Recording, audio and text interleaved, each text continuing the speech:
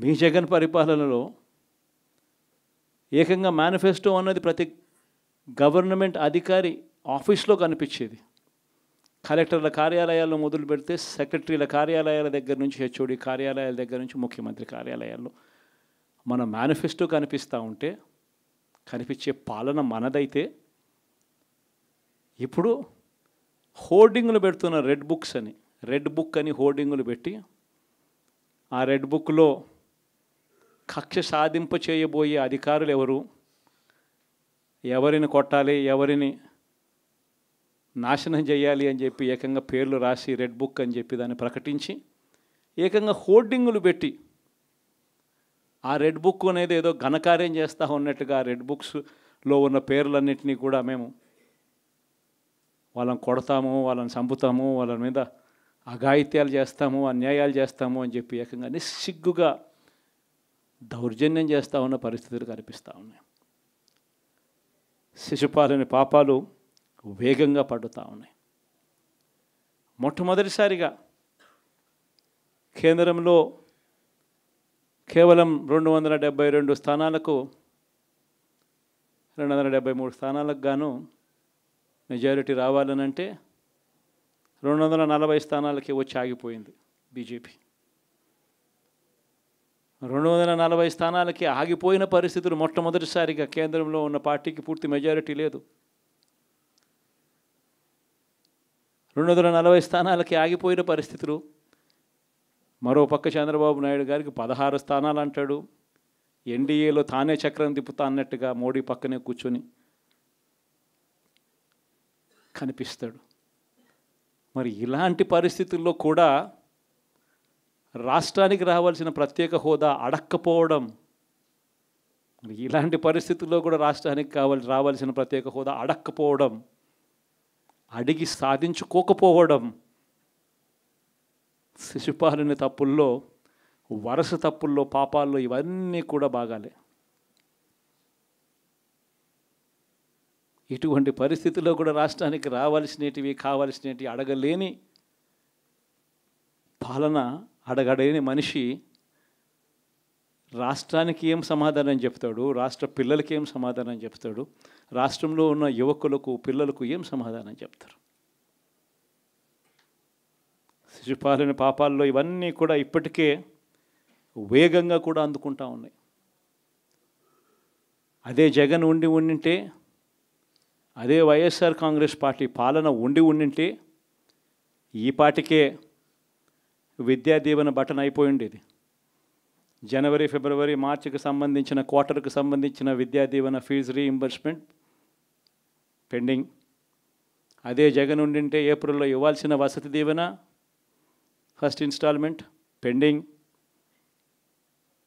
ఇప్పటికే Rythu Bharosa pending, Amma Vodi pending,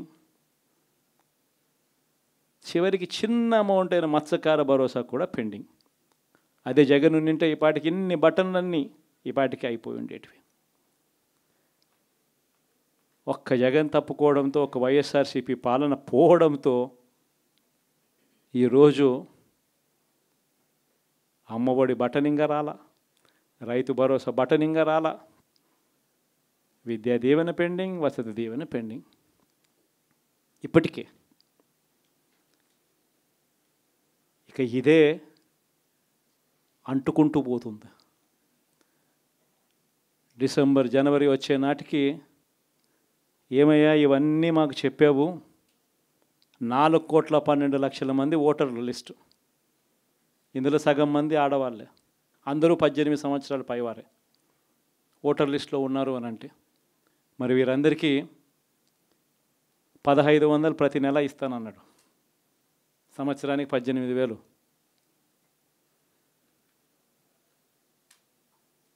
ఇందులో పెన్షన్లు తీసుకునే వాళ్ళు ఒక 30 లక్షల మందిని బహుశా ఆడవాళ్ళకి పక్కన పెట్టినా కూడా 60 సంవత్సరాల పైన ఉన్న వాళ్ళు అని పక్కన పెట్టినా మిగిలిన 1,80,00,000 మంది ఎదురు చూస్తున్నారు. అప్పుడే చంద్రబాబు వచ్చేసాడు, చాలా రోజులు అయిపోయింది, ఇంతవరకు మాకు రావాల్సిన 1,500 నెల నెల ఇస్తానన్న 1,500 ఇంకా రాలేదేమో అని చెప్పి రైతులు ఎదురు చూస్తూ ఉన్నారు. 20,000 పెట్టుబడి సాయంగా ఇస్తానన్నాడు, అది ఏమవుతుందని. దాదాపు 1,000,000 మంది పిల్లలు పైగా ఉంటారు, బళ్ళకు పోయే పిల్లలు. పిల్లలందరికీ ఇస్తామన్నాడు.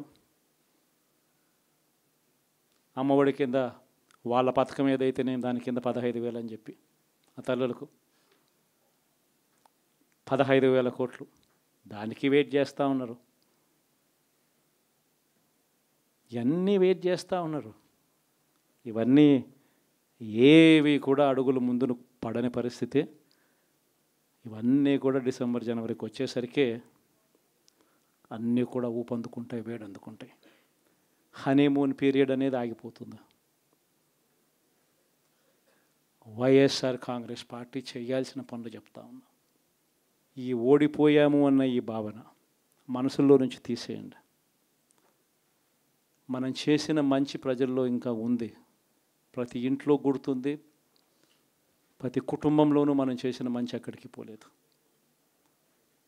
ప్రతి ఇంటికి మనం తలెత్తుకొని పోగలుగుతాం, తల దించుకొని కాదు. చెప్పిన పని చేయక కాదు, చెప్పిన పని చేసి తలెత్తుకొని పోగలుగుతాం ప్రతి ఇంటికి కూడా మనం. కేవలం చంద్రబాబు నాయుడు ప్రలోభాలకు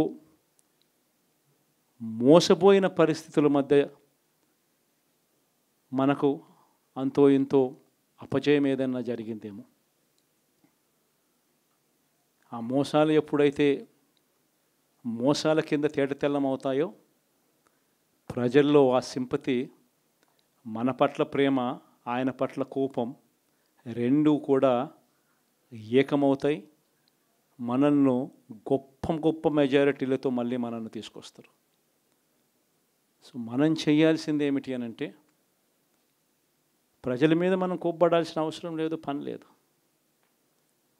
మోసపోవడం అన్నది ఒక్కొక్కసారి జరుగుతూ ఉంటాయి. మోసపోయిన వాళ్ళకందరికీ కూడా మనం అండగా ఉన్నాము అన్న భరోసా ఇవ్వడం మనం చేయాల్సిన పని. మరీ ముఖ్యంగా మన కార్యకర్తలను మనకు తోడుగా ఉండడం, ఇది మాత్రం ఖచ్చితంగా చెప్తా ఉన్నా. ఇష్టం వచ్చినట్టుగా ఎప్పుడు చూడని విధంగా ఈరోజు కార్యకర్తల మీద దాడులు జరుగుతూ ఉన్నాయి. పార్టీ సానుభూతి పరుల మీద దాడులు జరుగుతూ ఉన్నాయి. పార్టీకి ఓటు వేయలేదు అని ఓటు వేసిన వారిని మీద దాడులు జరుగుతూ ఉన్నాయి. కొన్ని చోట్ల అవమానాలు, ఆస్తుల నష్టాలు, దాడులు, దెబ్బలు తగలడము, ప్రాణాలు కోల్పోవడం కూడా కొన్ని చోట్ల చేశాం. వీళ్ళందరికీ కూడా నేను మీ అందరికీ కూడా నేను చెప్పేది ఒకటి, వీళ్ళందరికీ భరోసా ఇవ్వాలి. ఎక్కడ మీ నియోజకవర్గంలో ఎక్కడ ఏమి జరిగినా కూడా పోండి, మీ తరపు నుంచి సహాయం చేసే కార్యక్రమం చేయండి. పార్టీ తరపు నుంచి కూడా సహాయం అందిస్తుంది, అది కూడా తీసుకొని పోయి కూడా ఇవ్వండి. ప్రతి కార్యకర్తకు తోడుగా ఉందాం, ప్రతి కార్యకర్తకు భరోసా ఇద్దాం. చాలా అవసరం కూడా.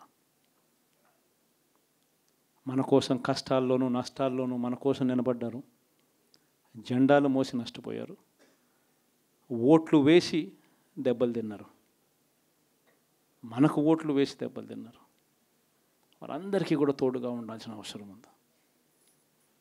ఇదొక్కటే కాకుండా మన ఎంపీటీసీలు, మన జెడ్పీటీసీలు, మన కౌన్సిలర్లు, కార్పొరేటర్లు, వీళ్ళందరికీ కూడా భరోసానే ఇవ్వాలి. మాట్లాడండి. మన పార్టీ మీద అభిమానం చూపించే ఏ వ్యక్తి అయినా మన కార్యకర్తే. ఇలాంటి వాళ్ళందరికీ కూడా తోడుగా ఉండే కార్యక్రమాలు ఖచ్చితంగా జరగాలి. ఇవన్నీ కూడా ఖచ్చితంగా చేయమని మిమ్మల్ని అందరినీ కూడా కోరుతా ఉన్నా. సీరియస్గా నేను చెప్పిన ఈ విషయాలన్నీ కూడా పరిగణలోకి తీసుకోమని కోరుతా ఉన్నా. అండ్ ఇంతవరకు సినిమా జరిగింది ఓన్లీ ఇంటర్వెల్లే. శకుని పాచికల్లో కౌరవులు పాండవుల మధ్య యుద్ధం కూడా గమనిస్తే శకుని పాచికలు అనే సబ్జెక్టు ఓన్లీ ఇంటర్వెల్లే. అప్పుడు శ్రీకృష్ణుడు సమక్షంలోనే జరుగుతుంది. శ్రీకృష్ణుడు ఉండగానే పాండవులు ఓడిపోతారు, శకుని పాచికలతోనే ఓడిపోతారు.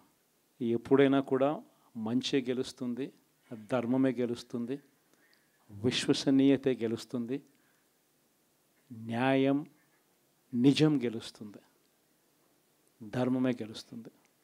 మనం ధర్మం వైపునే ఉన్నాం, ధర్మంగానే రాజకీయాలు చేశాం, విశ్వసనీయతతోనే రాజకీయాలు చేశాం, తలెత్తుకొని ఉండే మాదిరిగానే రాజకీయాలు చేశాం. తల దించుకొని పోయే రాజకీయాలు ఎప్పుడూ చేయలేదు. ఒక అర్జునుడు మాదిరి గెలిచి వస్తాడు, ప్రజలు ఆశీర్వదిస్తాడు. కాబట్టి ప్రతి ఒక్కరు ఇది గుర్తుపెట్టుకోండి.